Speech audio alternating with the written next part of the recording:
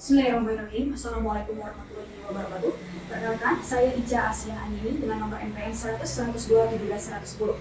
Pada kesempatan kali ini saya akan memaparkan pelaporan kegiatan kuliah kerja lapangan dengan judul prosedur pelaksanaan berita acara sidang Pengadilan Agama Bandung.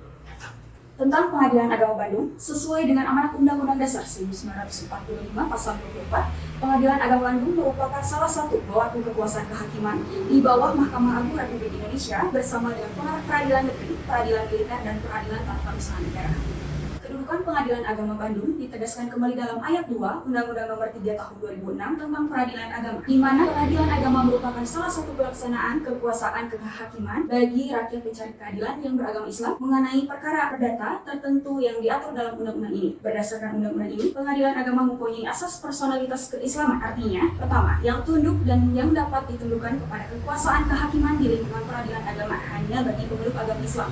Selanjutnya dalam perkara tertentu dan atau hubungan hukum yang melandasi keperdataan tertentu tersebut berdasarkan hukum Islam. Undang-Undang Nomor 3 Tahun 2006 tentang Peradilan Agama Pasal 49 menyatakan bahwa pengadilan agama bertugas dan berwenang memeriksa, memutus, dan menyelesaikan perkara di tingkat pertama antara orang-orang yang beragama Islam di bidang tertentu, yaitu perkawinan, waris, wasiat, hibah, wakaf, zakat, infak, sedekah, dan ekonomi syariah. Adapun visi dan misi Pengadilan Agama Bandung. Visi: terwujudnya Pengadilan Agama Bandung yang agung. Misi: meningkatkan pelayanan hukum yang berkeadilan, kredibel, dan transparan kepada masyarakat pencari keadilan. Meningkatkan kinerja aparat peradilan agama. Meningkatkan kinerja aparat Pengadilan Agama Bandung yang profesional, efektif, efisien, dan akuntabel. Tersedianya informasi pengadilan yang dapat diakses oleh masyarakat. Dan meningkatkan pengawasan dalam rangka peningkatan pelayanan hukum kepada masyarakat pencari keadilan. Sejarah singkat Pengadilan Agama Bandung. Pengadilan Agama Bandung berdiri kurang lebih pada tahun 1882 dari sejak berdirinya hingga pasca kemerdekaan, yakni tepatnya tahun 1972. Pengadilan Agama beralamat di Komplek Masjid Agung di Jalan Galunkau dengan kekuatan tenaga pegawai Pengadilan Agama sebanyak 9 orang.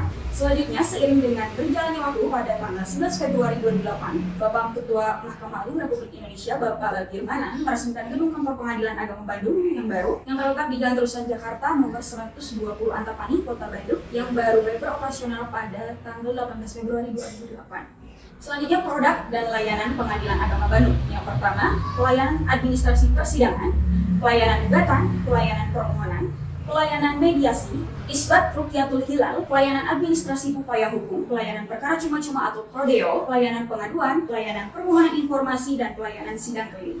Dalam pasal 97 Undang-Undang Nomor 7 Tahun 1989 dikemukakan bahwa panitera, wakil panitera, panitera muda, dan panitera pengganti membantu hakim dengan menghadiri dan mencatat jalannya sidang pengadilan.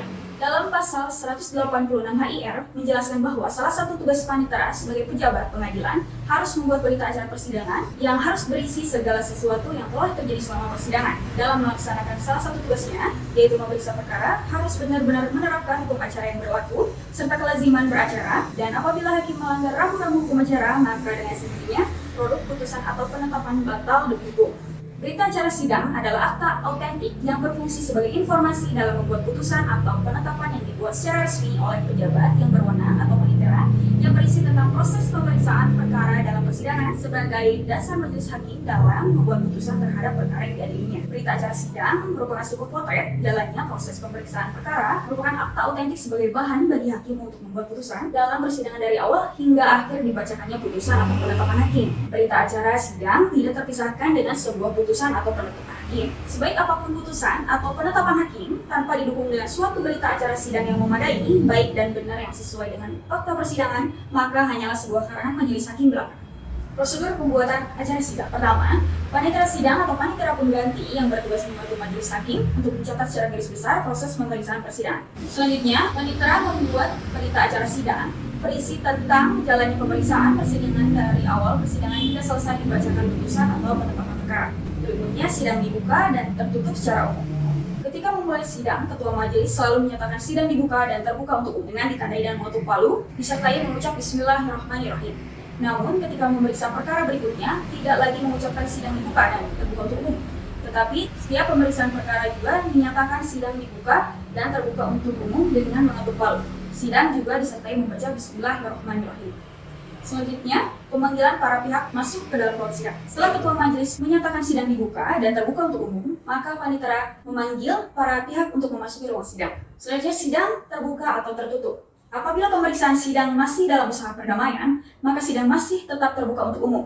Hakim setiap kali persidangan harus mengupayakan perdamaian, kecuali telah memasuki tahap persidangan dan khusus perceraian harus dinyatakan sidang tertutup untuk umum. Selanjutnya, penutupan sidang. Ketua Majelis Hakim setelah mengumumkan penundaan sidang atau setelah selesai membacakan putusannya, sidang dinyatakan ditutup disertai dengan mengetuk palu sidang. Berikutnya, penandatanganan berita acara sidang. Ketua Majelis Hakim menandatangani berita acara sidang bagian kanan, sedangkan panitera sidang menandatangani berita acara sidang bagian kiri. Ini menunjukkan bahwa tanggung jawab terakhir terhadap berita acara sidang adalah ada pada Ketua Majelis Hakim. Pelaksanaan kegiatan KKL.